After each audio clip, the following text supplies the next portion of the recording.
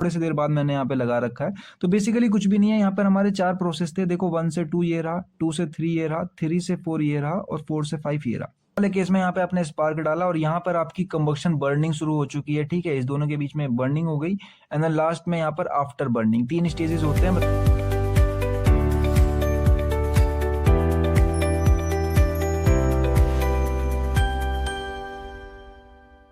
Welcome back दोस्तों, आप सभी का एक बार फिर से स्वागत है आपके चैनल एमए स्पेस के ऊपर। मैं हूं आदित्य ठाकुर, लेकर आ गया हूं आज आप सभी लोगों के लिए internal combustion engine fuel and lubrication की ये सीरीज, दैट इज इसका एक शॉर्ट फॉर्म नाम भी है, दैट इज आईसीएफएल। तो अक्सर क्लासेस में इसको आईसीएफएल यूज करा जाता है। इसका मैं लेकर आ गया हूँ आज कंप्लीट वन शॉट बेस्ड जो होने वाला है, दैट इज नथिंग बट हमारी यूनिट नंबर 2 के ऊपर।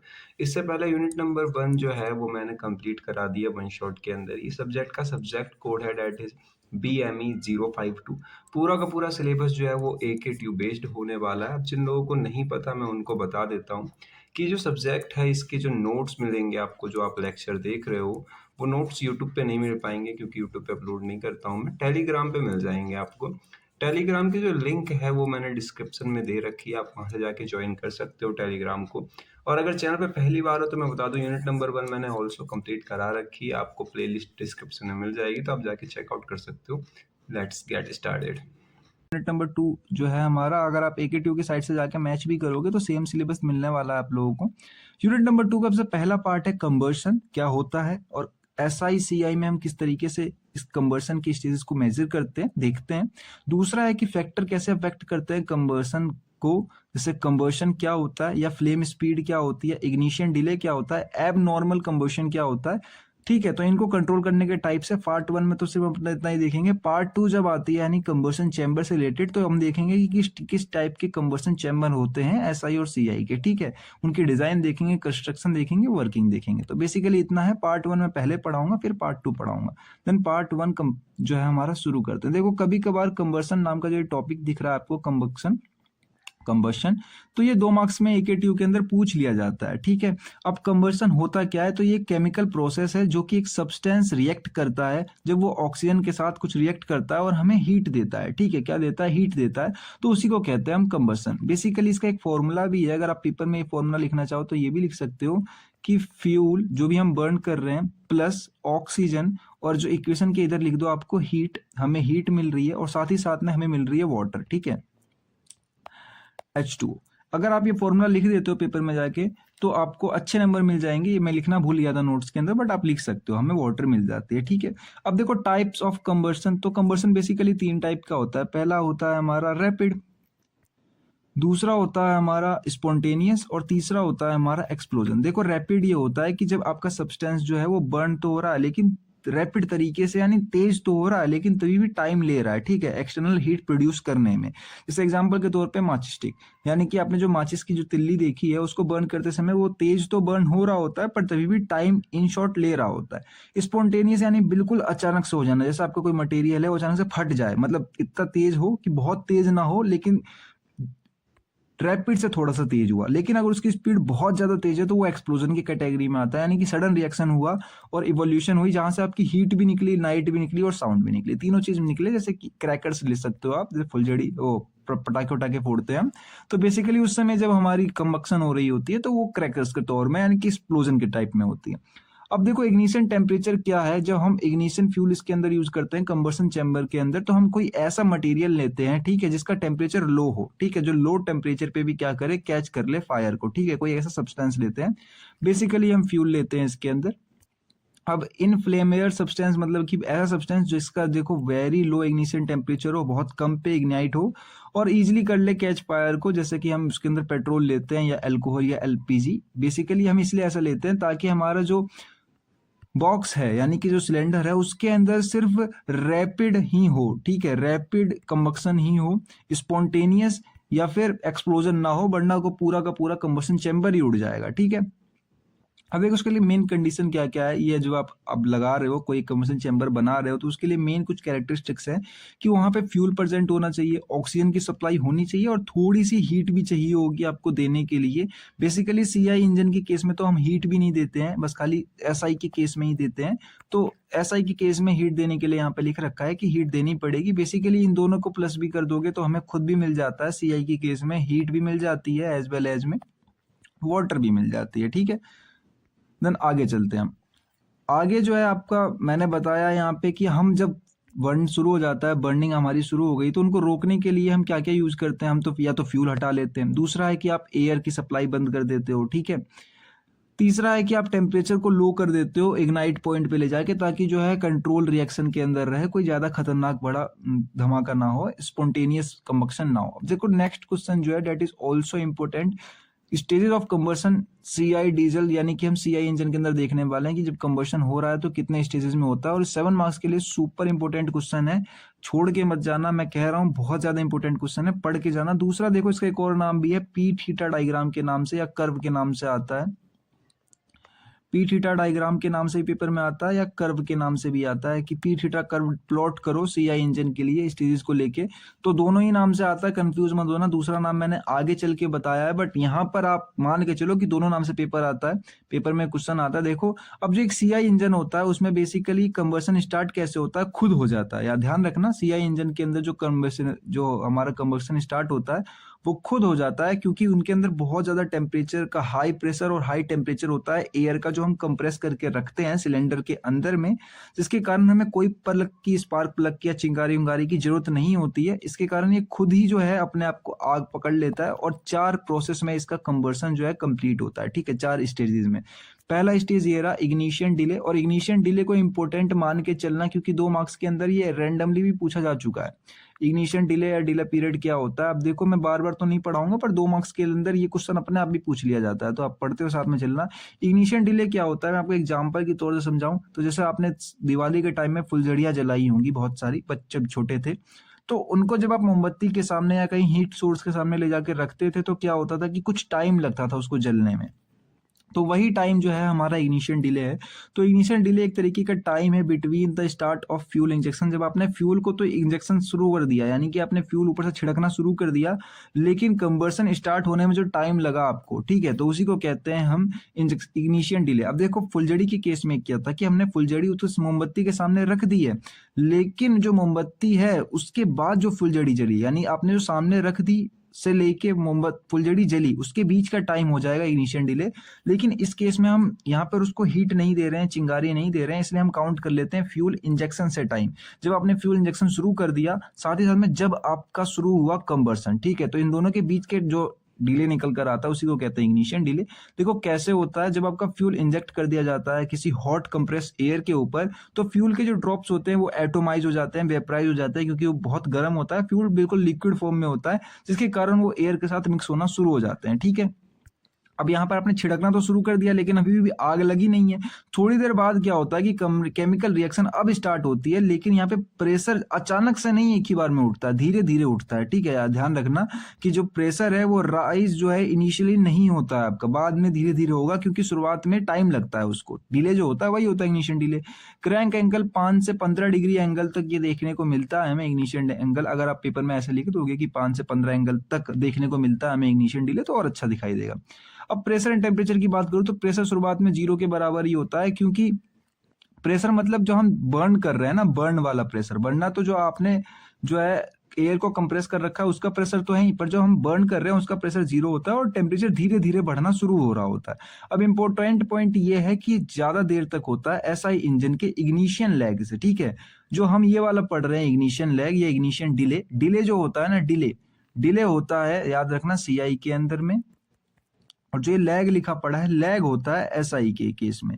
बस दोनों का चीज फंक्शन सब कुछ सेम होता है, बस खाली जो टर्म है दोनों के अलग अलग यूज करा जाता है, तो आप ध्यान रखना।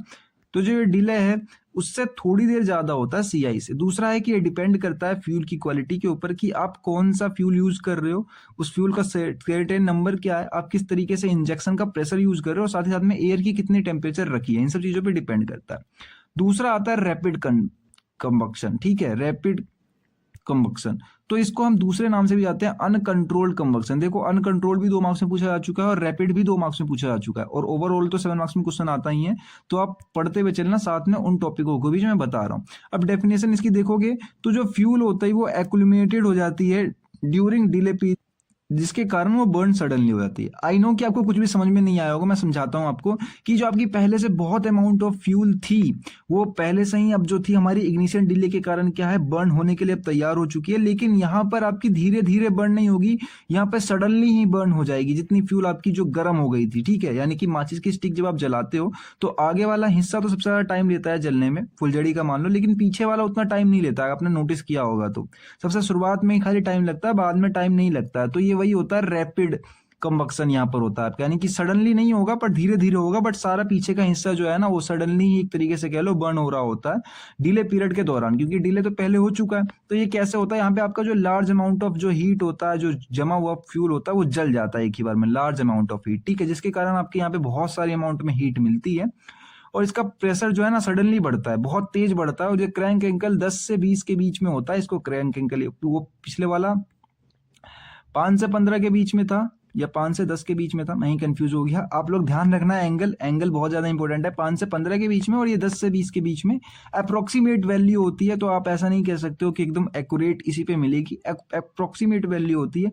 अब देखो प्रेशर और टेम्परेचर की बात करो तो जो प्रेशर है यहाँ पे सडन बढ़ता है, ठीक है, और बहुत हाई तक भी जाता है। और यहाँ पर क्या होता है, डीजल नॉक होता है। ठीक है, अगर बहुत ज्यादा एक्सप्रेसिव ज्यादा मात्रा में प्रेशर बन जाए तो। अब ये देखो एक ही टर्म है यहाँ पे डीजल नॉक। डीजल नॉक मैं आपको थोड़ी देर बाद आगे चल के बताऊंगा, 2 मार्क्स के लिए इंपॉर्टेंट है। अब देखो इंपॉर्टेंट पॉइंट याद रखना कि इसी को कहते हैं हम अनकंट्रोल्ड कंबक्शन। ठीक है, अनकंट्रोल्ड कंबक्शन ये होता है कि सडनली हो गया, अनकंट्रोल्ड का मतलब यही है कि वो रैपिड हो रहा है। ठीक है, अनकंट्रोल का मतलब यही है कि उसके अंदर रैपिड कंबक्शन शुरू हो गया है, कंबक्शन, ठीक है, कंबशन।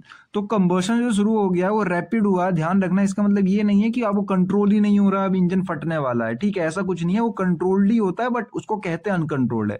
और इसी के कारण रॉकिंग शुरू होती है सीआई इंजन के अंदर। नॉकिंग क्या होती है मैं आपको आगे चल के बताऊंगा। तीसरा पॉइंट देखते हैं। तीसरा पॉइंट भी इंपॉर्टेंट है कि कंट्रोल कंबक्शन क्या होता है, कंबशन क्या होता है। तो बेसिकली तीसरा पॉइंट जो है ना, इसको इस नाम से भी पूछा गया है और डिफ्यूज कंबशन के नाम से भी पूछा गया है। इंपॉर्टेंट है 2 मार्क्स के लिए ये टर्म भी और ये टर्म भी, ध्यान रखना। मैं बाद में इनको 2 मार्क्स के लिए जो है सेपरेट नहीं पढ़ाने वाला हूँ, अभी ही पढ़ाते हुए चल रहा हूँ, ध्यान रखना आप लोग।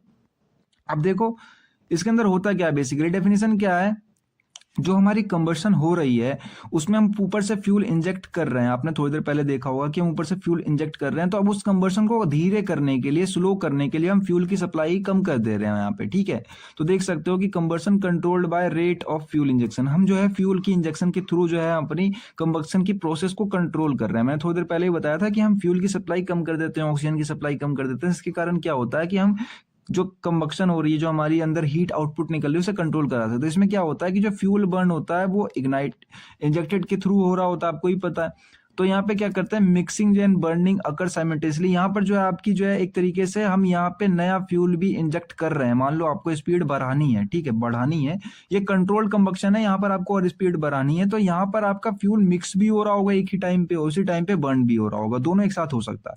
अगर घटानी है आपको तो आप फ्यूल की इंजेक्शन कम कर दो, बट इस केस में दोनों ही साथ में होते हैं, मिक्सिंग भी बर्निंग भी। तो इसमें जो फ्लेम होती है वो विजिबल नहीं होती है, इसलिए उसको कहते हैं शुरुआत में, मतलब इसकी शुरुआत में फ्लेम विजिबल नहीं होती है, इसी को कहते हैं डिफ्यूजन फ्लेम। इस नाम से भी क्वेश्चन आ चुका है कि डिफ्यूजन फ्लेम क्या होता है। तो बेसिकली कुछ नहीं होता, वो कंट्रोल कंबक्शन ही होता है। ठीक है, क्रैंक एंगल इसका मान लो आप 30 से 40। ठीक है, इसमें प्रेशर की बात करूं तो प्रेशर जो है एकदम कांस्टेंट की मान के चलो कि अप्रोक्सीमेट कांस्टेंट, आपके हाथ में आप बढ़ाओगे घटाओगे, लेकिन एक तरीके से हम मानते हैं तो स्मूथ होता है, कांस्टेंट ऐसे ऐसे ऐसे, कोई ज्यादा चेंजेस नहीं आ रहे होते हैं। और टेम्परेचर जो होता है वो हाई रहता है, ये भी इस तरीके से स्मूथ ही होता है टेम्परेचर भी। ठीक है, आगे बात करो इंपॉर्टेंट क्या है, तो इंपॉर्टेंट यही है कि इसमें आपको पावर प्रोड्यूस मिल जाती है। यहाँ पर आपको क्या होती है कि आउटपुट आपको हीट मिलने लग जाती है, यानी कि ये थर्ड स्टेज में हम लोग आ चुके हैं। जो हमारी वाली थी एक जो थर्ड थी ना, अब क्या नाम था उसका भी मेरे को ध्यान नहीं आ रहा, एग्जॉस्ट करके जो हमारी थर्ड वाली होती थी, एग्जॉस्ट से पहले वाली कौन सी थी, पावर स्ट्रोक। ठीक है, पावर स्ट्रोक के अंदर जो है हम स्टेज में आ चुके हैं। अब जो लास्ट में है कि यहाँ पर आपका स्मूथ इंजन ऑपरेशन भी हो जाता है। आगे चलते, last is going to be after burning, यानी आपने बर्न तो कर दिया है पर तभी भी कुछ ना कुछ प्रोसेस हो रही होती है।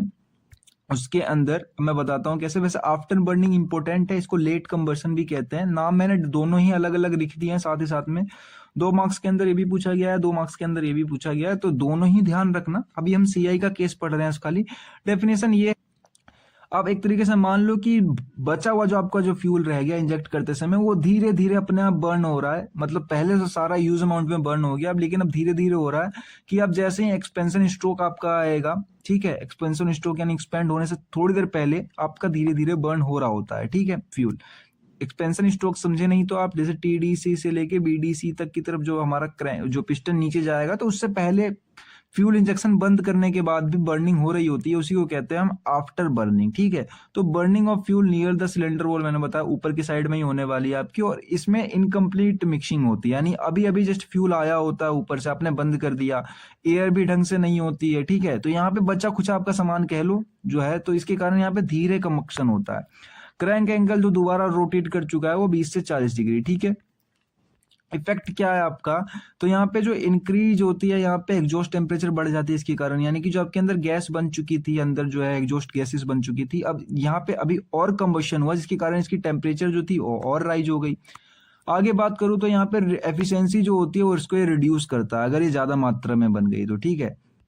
और क्योंकि यहाँ पर अगर आपके जो आपका जो बर्निंग प्रोसेस है वो यहाँ पर हो रही है, तो इससे पहले क्या हुई, इससे पहले वाली हम यूटिलाइज कर सकते हैं, बाद वाली को तो यूटिलाइज भी नहीं करेंगे, इसलिए एफिशिएंसी कम हो जाती है इससे। तो और सबसे लास्ट में है कि यहाँ से आपका धुआं जो है ना वो बहुत कम निकलता है।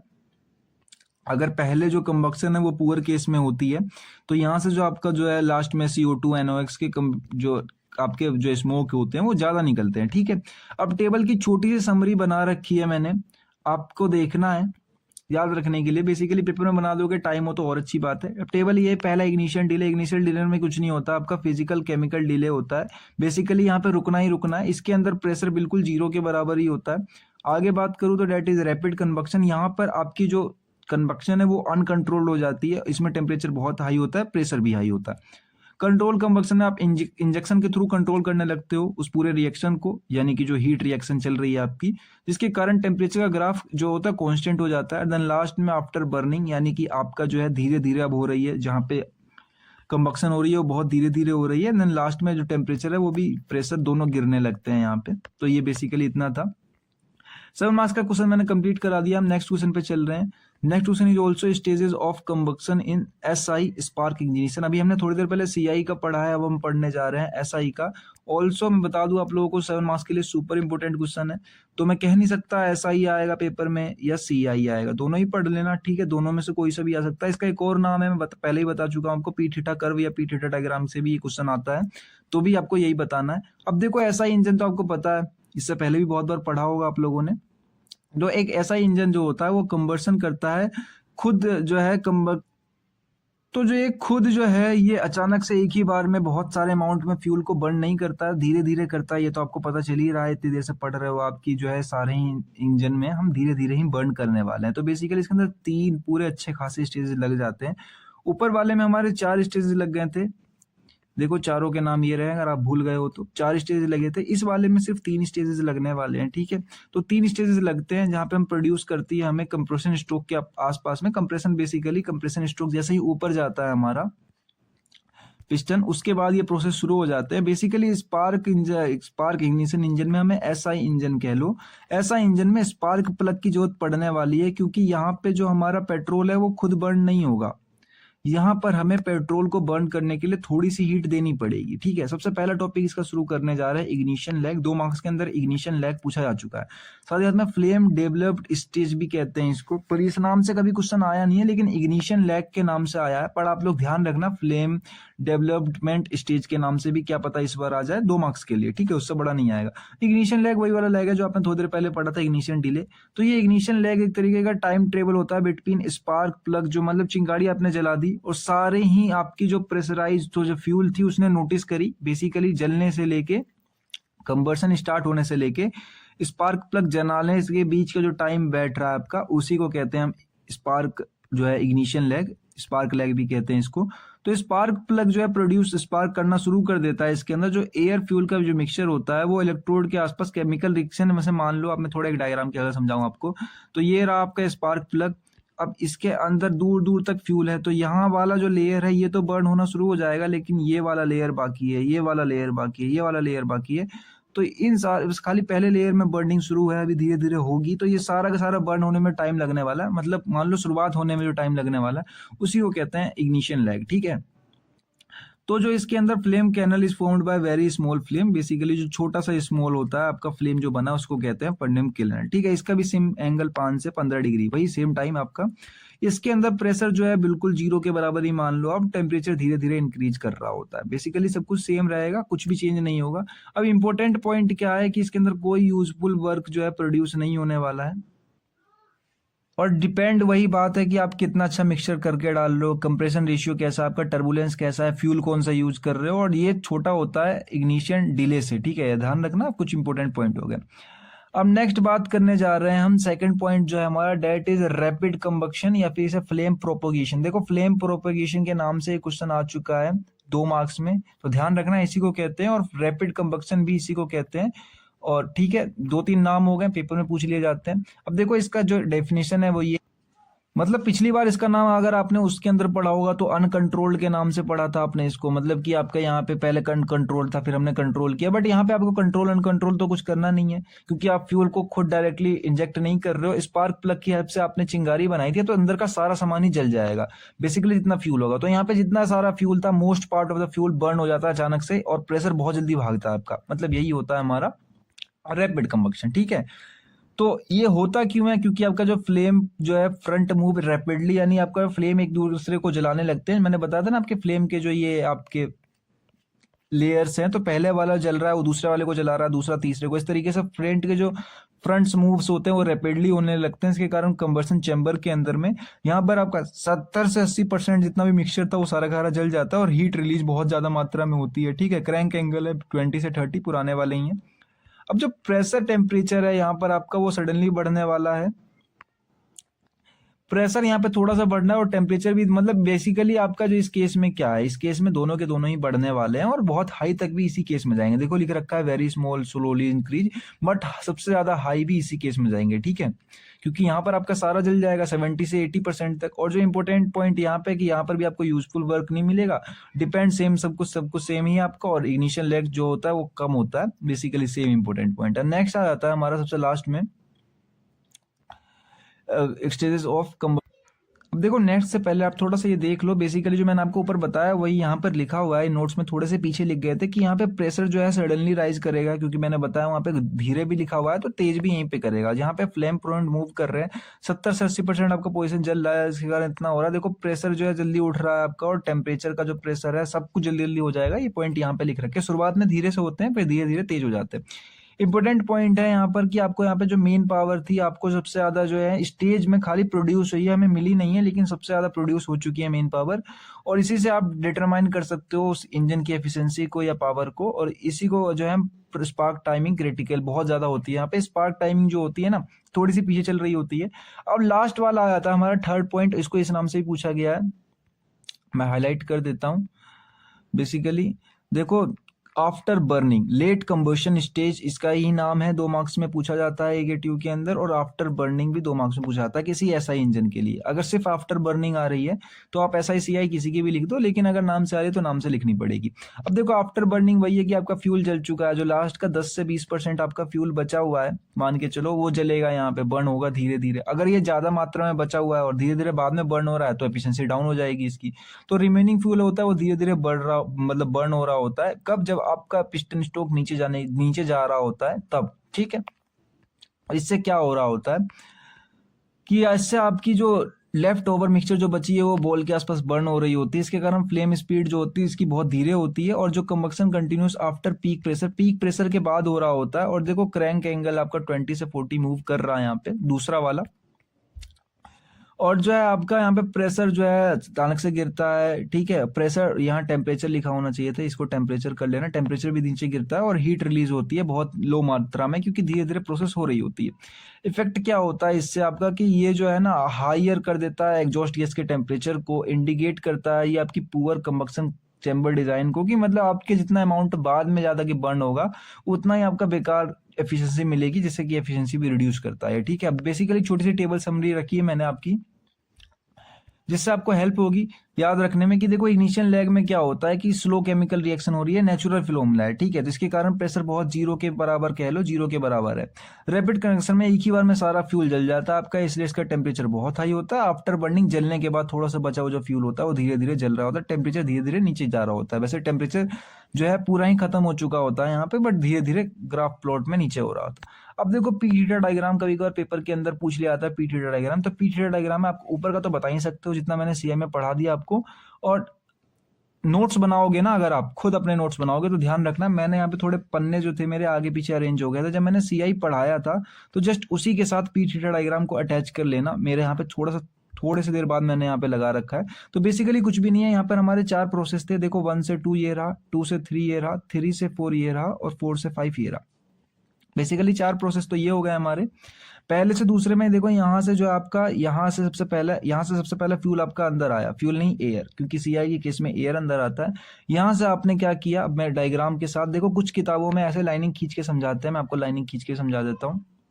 मान लो यहाँ से आपने इंजेक्शन स्टार्ट कर दिया, यानी फ्यूल गिरने लगा, और यहाँ पर आते के बाद यहाँ पर आपका बर्न होना शुरू हो गया, ठीक है। यहाँ पर आने के बाद बर्न होना शुरू हो गया, और यहाँ पर आपका जो है रैपिड कन्वक्शन हो गया, मतलब बहुत तेज बर्न होने लगा, और यहाँ पर आते आते आफ्टर बर्निंग हो गई। तो बेसिकली 4 प्रोसेस हो गए यहाँ पर आपने फ्यूल स्टार्ट किया, यहाँ पे आपकी जो है अनकंट्रोल्ड कंबक्शन शुरू हो गई, यहाँ पे कंट्रोल्ड कन्वक्शन शुरू हो गई, देन लास्ट में आपकी हो गई बर्निंग। तो बेसिकली 4 प्रोसेस, छोटा सा डायग्राम, आपको समझाने में दिक्कत नहीं होगी। देखो यहीं पे नाम लिखे पड़े हैं, पहले में एयर कंप्रेस हुई, दूसरे में 1 से 2 में एयर कंप्रेस हो रही है, 2 से 3 में जो है फ्यूल इंजेक्ट करी जा रही है, 3 से 4 में आपकी रैपिड कन्वक्शन हो रही है, ठीक है, और 4 से 5 वाले में बेसिकली जो 5 से 6 है इसमें आपका जो है लास्ट वाला आफ्टर बर्निंग वाला बचा हुआ है, ठीक है। अब देखो पीट हीटर डायग्राम मैंने एसआई का भी दे रखा है यहाँ पे।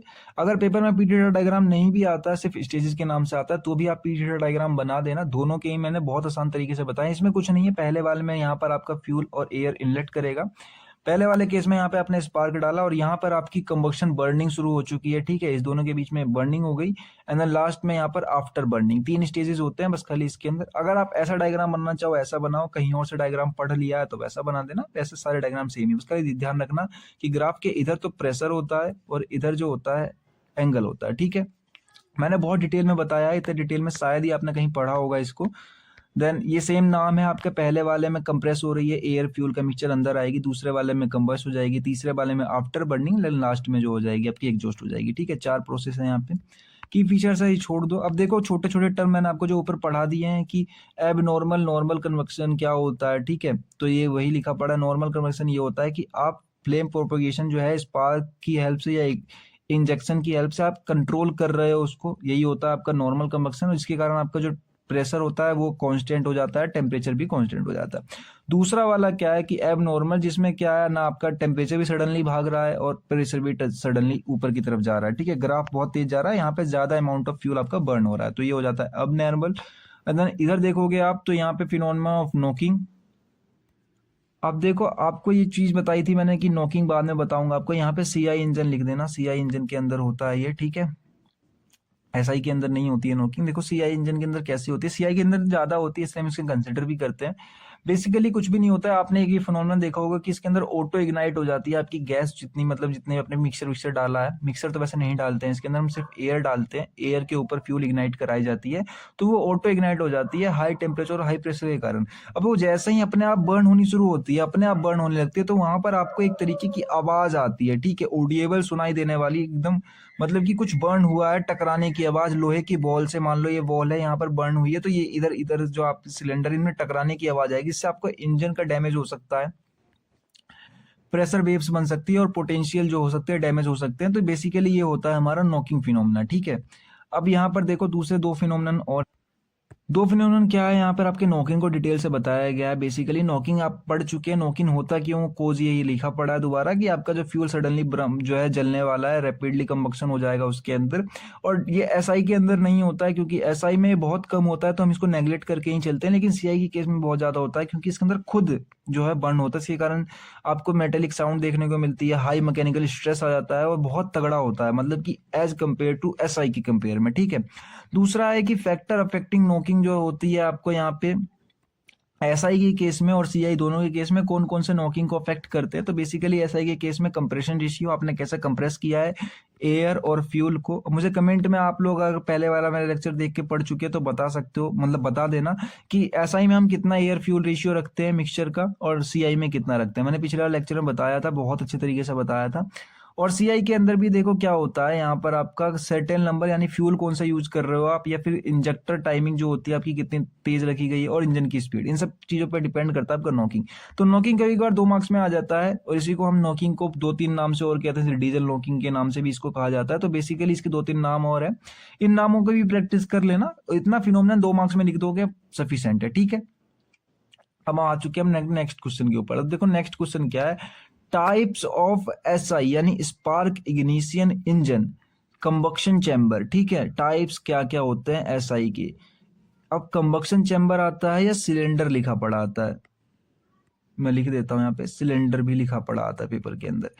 जैसे एसआई सिलेंडर 7 मार्क्स के अंदर इंपॉर्टेंट क्वेश्चन है कि टाइप्स बताने हैं आपको एसआई सिलेंडर के या फिर एसआई कंबक्शन चैम्बर के, ठीक है। तो ये दोनों ही नाम से आता है, दोनों नाम से तैयारी कर लेना, बेसिकली एक ही आंसर जाएगा। अब देखो, अब एक स्पार्क इग्निशन इंजन होता क्या है आप यहाँ पे बता सकते हो, जो कि मैं बहुत बार बता चुका हूँ आपको। तो एक स्पार्क इग्निशन इंजन होता है जो कि कंबर्सन चैम्बर के अंदर जो होता है बना हुआ होता है उसका, एक स्पार्क इग्निशन चैम्बर का एक ऐसी जगह जहां पर हम एयर और फ्यूल के मिक्सचर को कंप्रेस करके बर्न करते हैं। इग्नाइट का मतलब यहाँ पे बर्न ही है, लेकिन पेपर के अंदर आप बर्न मत लिखना, क्योंकि बर्न हमारा जो है वो फॉसल फ्यूल से रिलेटेड लगता है। यहाँ पर आप इग्नाइट लिखोगे तो लगेगा कि हाँ कुछ जो है फ्यूल बर्न हो रहा है, एक स्पार्क प्लग की हमसे उसको जला लेते हैं।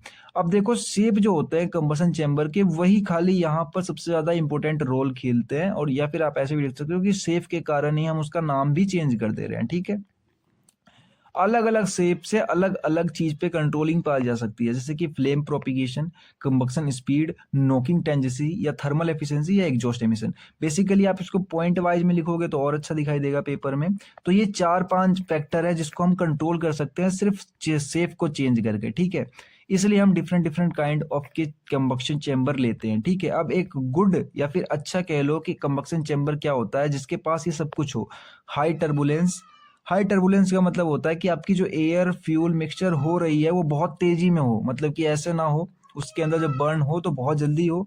ऐसा ना हो कि इस ये वाली लेयर जो थी ये सिर्फ एयर की थी, ये वाली लेयर फ्यूल की थी, ये वाली लेयर फिर एयर की थी, ये वाली लेयर फिर फ्यूल की थी। तो ऐसा ना हो आपका, ऐसे आगे पीछे मत ना हो, एक साथ टर्बुलेंस में हो। हाई टर्बुलेंस होना चाहिए एक एसआई कंबक्शन चैम्बर के अंदर, ताकि सब कुछ अच्छे से मिक्स हो जाए, बहुत कम फ्लेम ट्रेवल करना पड़े। अब देखो फ्लेम ट्रेवल यहाँ पर आ इसलिए रहा है, वैसे मान लो आपके फ्यूल की लेयर इस तरीके से थी, तो पहली वाली बर्न होगी तो दूसरी वाली होगी, दूसरी वाली होगी तो तीसरी वाली, तीसरी चौथी, ऐसे पांचवी छठी, इस तरीके से जो ट्रेवल टाइम है वो कम लगे, ठीक है। यूनिफॉर्म एयर मिक्सचर सप्लाई यानी सब जगह सेम सी हो, कहीं ऐसा ना हो कि कहीं ज्यादा फ्यूल हो कहीं पे एयर ज्यादा हो, और यहाँ पर आपका हीट लॉस कम हो, यानी ज्यादा ही अमाउंट में आपके दूसरे स्टेज के अंदर ही सारी अमाउंट में हीट जल जानी चाहिए, लास्ट में कि लॉकिंग जो टेंडेंसी है वो कम हो, ठीक है। तो बेसिकली जिस कंबक्शन चैम्बर के अंदर ये 4-5 फिनोमिनन होते हैं वो उसको अच्छा कहा जाता है। अब देखो क्लासिफिकेशन है इसके पेपर के अंदर, यही आती है 7 मार्क्स के अंदर, जो ऊपर की बताई वो तो आपके लिए लिखनी कंपलसरी है, वरना कुछ तो लिखोगे लिखने से पहले, तो वो बता दी मैंने आप लोगों को। बेसिकली क्लासिफिकेशन ही है जो 7 मार्क्स के अंदर पूछी जाती है, नाम से नहीं आती है, बट इतना मान लो कि ऐसा इंजन की कंबक्शन चैम्बर की आप क्या करने जा रहे हो, सारी की सारी पूरा काला चिट्ठा खोलने वाला। पहला होता है एल हेड, ठीक है। अब एल हेड होता क्या है, बेसिकली आपने जितने भी देखे हैं अब तक में सारे के सारे एल हेड ही होते हैं, इनको फ्लैट हेड भी कहते हैं। मैं सारा डायग्राम लेकर आऊंगा, जब डायग्राम देखेंगे और डिटेल समझ में आएगा। बेसिकली अब ऊपर से देख लो क्या क्या होता है। तो एल हेड इसको ही साइड वॉल्व भी कहते हैं, ये कंबसन चैम्बर होता है, इसके कुछ नाम और है जैसे कि फ्लैट हेड या साइड वॉल्व इंजन, ठीक है।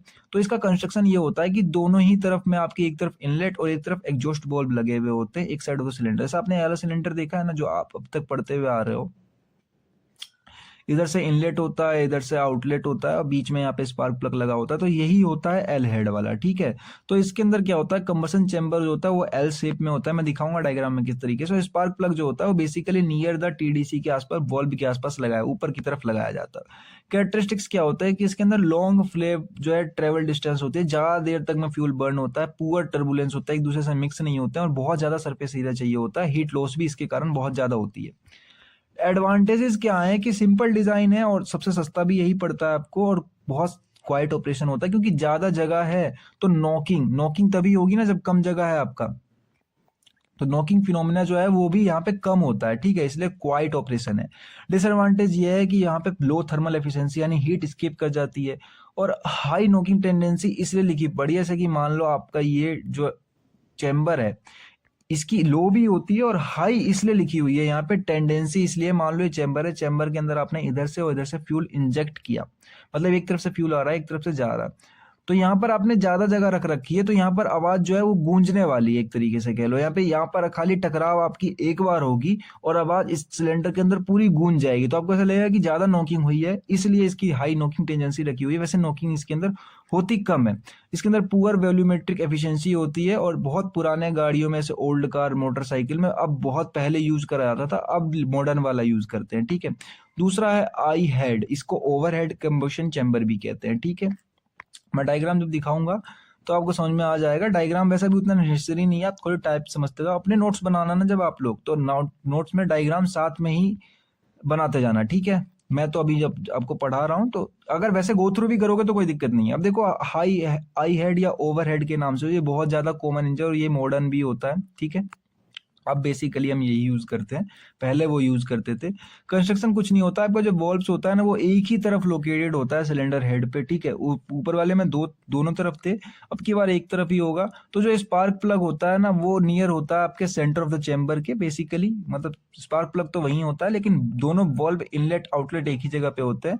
और वेरियस शेप के पॉसिबल है अंडर टेक कैटेगरी, जहां पर आपकी बहुत सारे शेप मिल जाते हैं आई हेड के अंदर। एडवांटेज है कि यहाँ पे शॉर्ट फ्लेम ट्रेवल होता है क्योंकि पास में ही होता है सब, बेटर टर्बुलेंस होती है इसके अंदर, और हाई कंप्रेशन रेशियो होता है, बेटर फ्यूल इकोनॉमी होती है। अब कुछ टाइप है, देखो आई हेड के टाइप में यही बोलूंगा कि मैंने लिख के दे दिए हैं नोट्स में, बट आप इन पे फोकस मत करना क्योंकि फोकस करोगे तो बहुत लेंदी हो जाएगा ये टॉपिक। टाइप से देखो, आई हेड के पहला है hemisphere. Hemisphere, sphere पूरा ऐसा गोल होता है, तो ये बस खाली उसका बीच का ही होने वाला है। हेमी स्पेयर का मतलब हो गया सिर्फ इतना। ठीक है, तो बस खाली इसमें इतना ही डिफरेंस होगा, ऊपर का सर्कल जो ढांचा होगा उस टाइप से होगा। इसके अंदर हेमी सिलेंडर शेप्ड का जो आपका ऊपर का चैम्बर होता है, दो बॉल्व होते हैं, स्पार्क प्लग बीच में ही लगा हुआ होगा इसमें भी। कैरेक्टरिस्टिक्स इसकी अच्छी होती है, और जो हाई वॉल्यूमेट्रिक एक्सपीरियंस होती है, हाई पावर आउटपुट वही है कि मिनिमम फ्लेम ट्रेबल होती है, सेम वही। इसकी एडवांटेज डिसएडवांटेज आप लिख सकते हो अगर आपको इसकी पता है तो। ठीक है, डिसएडवांटेज ये है कि कॉम्प्लेक्स मैकेनिज्म होता है इसका, थोड़ा सा हार्ड होता है बनाना, पैसे भी ज्यादा लगते हैं, और इंजन साइज भी बढ़ जाती है इसके कारण। और ये परफॉर्मेंस कार, स्पोर्ट कार्स के अंदर यूज करी जाती है, ये अभी भी यूज करी जाती है। ठीक है, दूसरा होता है वेज शेप्ड।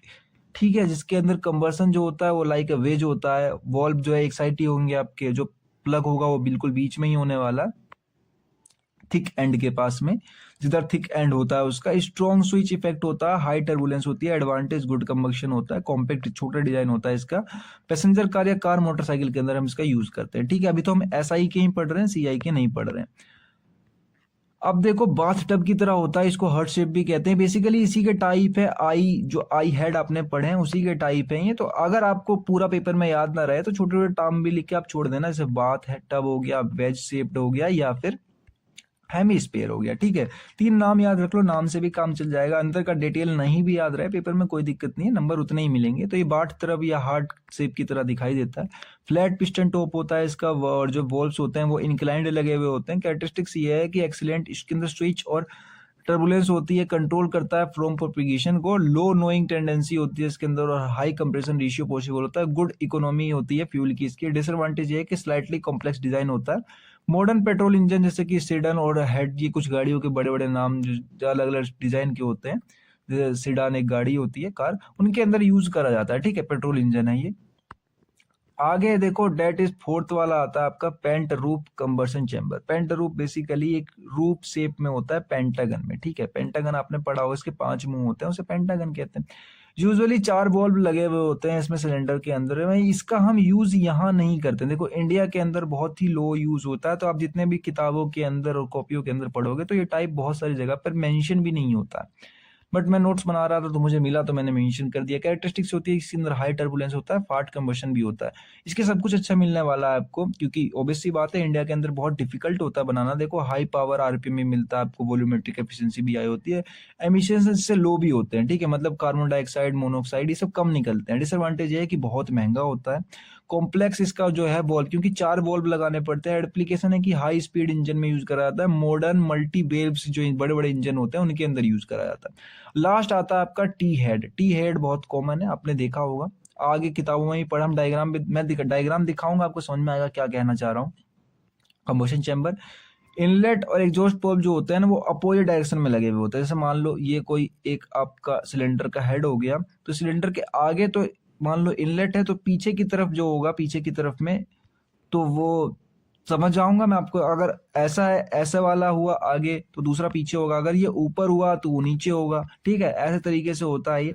डायग्राम में दिखाऊंगा तो बहुत ढंग से समझ में आएगा। डायग्राम के लिए जो है पेशेंस रखो अपनी, थोड़ी कैरेक्टरिस्टिक देख लेते हैं कि ये लार्ज कंबशन चेंबर होते हैं, इसके लॉन्ग फ्लेम ट्रेवल करती है। इसके अंदर एडवांटेज होता है कि गुड ब्रेकिंग कैपेसिटी इसके अंदर अच्छी होती है, एंड डिसएडवांटेज है कि बहुत हैवी होता है, पुअर एफिशिएंसी होती है और एब्सोल्यूट डिजाइन होता है।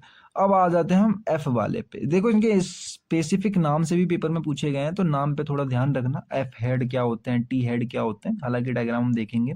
तो कंस्ट्रक्शन जो इसकी होती है वो बॉल्ब के हिसाब से होती है। एक बॉल्ब तो हेड के ऊपर लगा होता है, दूसरा बॉल्ब जो है नीचे ब्लॉक के पास लगा हुआ होता है। ये आई हेड और एल हेड का कॉम्बिनेशन होता है। डायग्राम में आप एरो भी बना सकते हो कि आई हेड प्लस एल हेड, ठीक है, तो मिला के हमारा बच जाता है एफ हेड, ठीक है।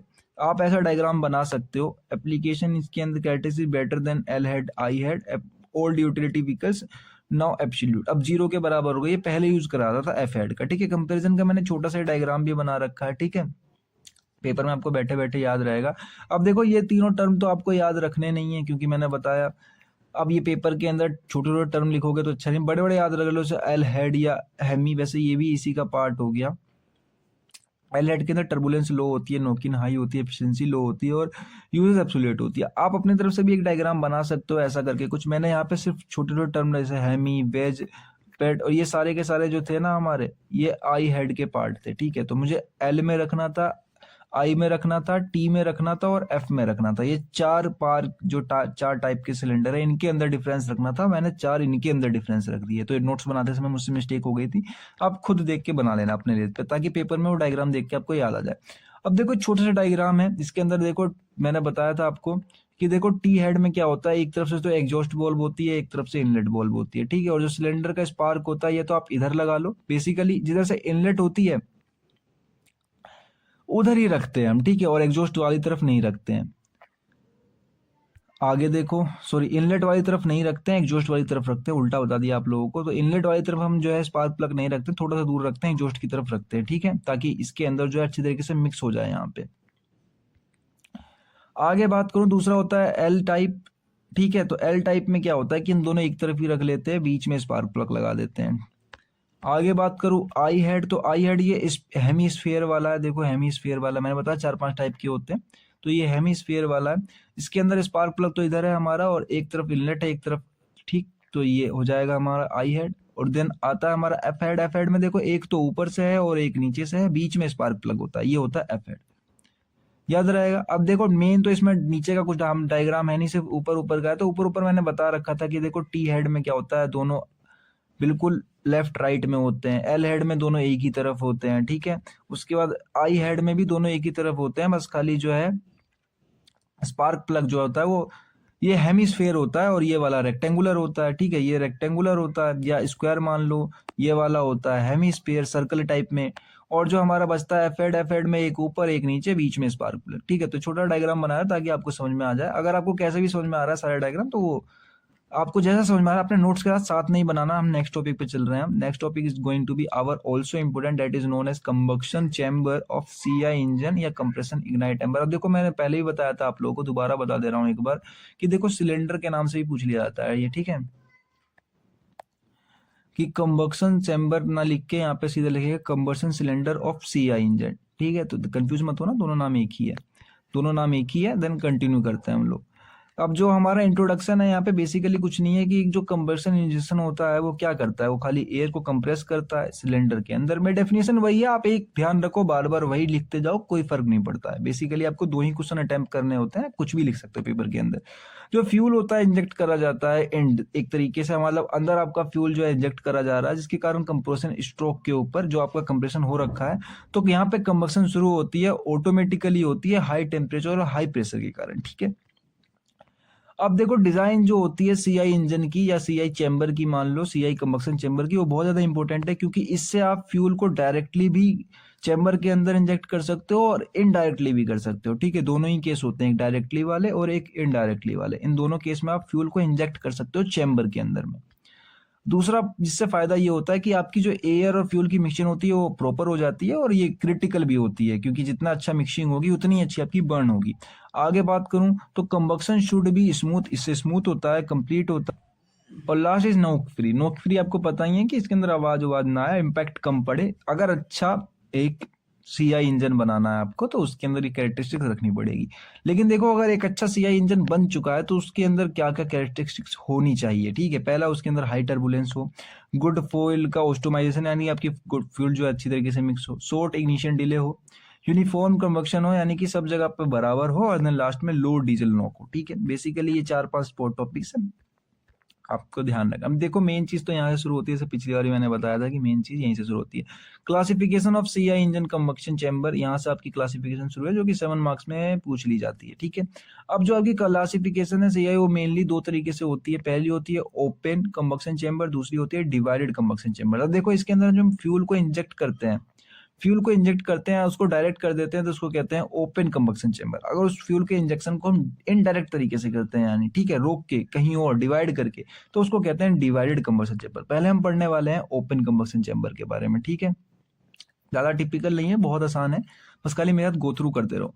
तो इसके अंदर जो ओपन कंबक्शन चेंबर के अंदर ना, पहले कंस्ट्रक्शन ये है कि आपका जो एंटायर कंबक्शन जो होता है ना, वो इनसाइड द मेन सिलेंडर के अंदर ही होता है, यानी मेन सिलेंडर के अंदर ही आपने उसको रख रखा है। तो जो फ्यूल इंजेक्ट कराता है वो डायरेक्टली सिलेंडर के अंदर ही कर देते हैं, एक हाई प्रेशर इंजेक्टर की हेल्प से।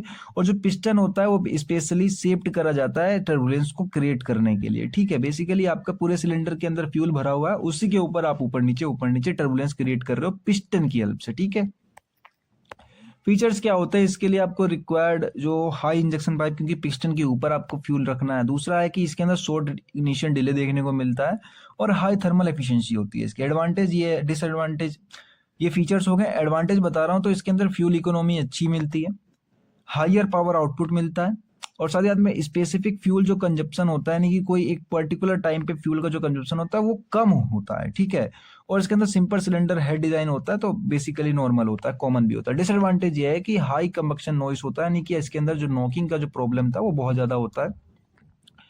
दूसरा है कि बहुत ज्यादा प्रीसियस फ्यूल इंजेक्शन सिस्टम को चाहिए होता है। एप्लीकेशन मॉडर्न डीजल कार के अंदर, हेवी व्हीकल्स के अंदर, ट्रक में, बसेस में, ट्रैक्टर्स में इसके अंदर ये यूज करता है, क्योंकि सीआई इंजन बेसिकली हम कहाँ यूज करते हैं, जहां पर हैवी लोड पड़ता हो। ठीक है, सीआई इंजन के सारे एग्जांपल्स आपको वहीं मिलेंगे जहां पर हैवी लोड हो।